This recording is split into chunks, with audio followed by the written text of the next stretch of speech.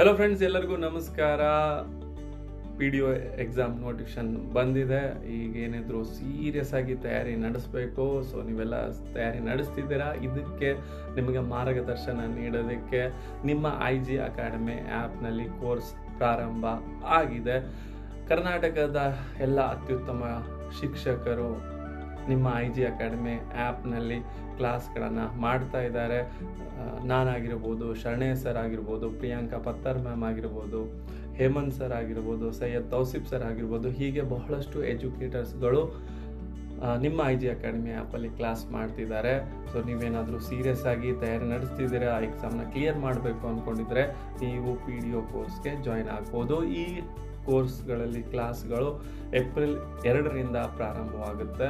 ಇದ್ರ ಬಗ್ಗೆ ಹೆಚ್ಚಿನ ಮಾಹಿತಿಗಾಗಿ 8660070677ಗೆ